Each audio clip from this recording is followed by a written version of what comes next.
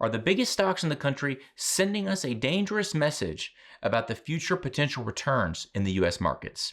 In today's video, we are going to look at a chart that gives us 100 years worth of data that talks about market concentration.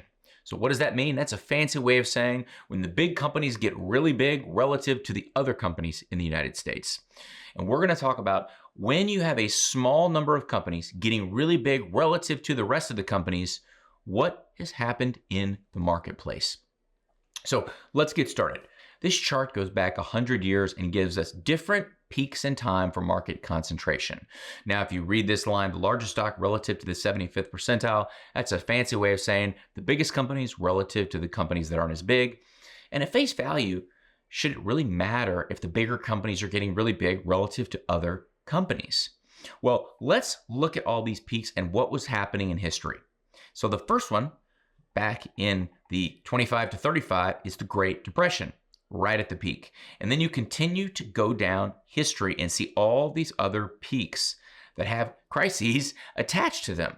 Now, where are we now? Well, we're at the Magnificent Seven, which is one of the highest. Actually, the only thing that matches it is the Great Depression when it comes to market concentration. And we don't really know what happens with the market from here. What we do know is the Magnificent Seven are great companies that have great earnings and provide great products. The question becomes, have they gotten too big? Has their stock price gotten way ahead of the fundamentals of the companies, which can lead to pullbacks in those prices? Have the expectations gotten too big for these companies to pull through on and to follow through on? And the future is unknown. We do not know what the future holds. However, when it comes to this market concentration concept, or these big companies getting a lot of news, a lot of press, and a really high expectations, sometimes people can get ahead of themselves, we can get over our skis, and we can start extrapolating into the future earnings that aren't there yet, and missing curveballs that might negatively impact some of these very large companies. And again,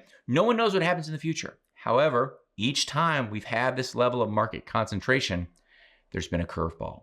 And so when you're looking at your portfolio, make sure that you're not getting too excited about some of these big companies that keep getting bigger. Make sure that you are fully diversified. And as I always say, know what you own and know why you own it. I hope you found this helpful. And as always, thanks for investing your time with the Personal CFO.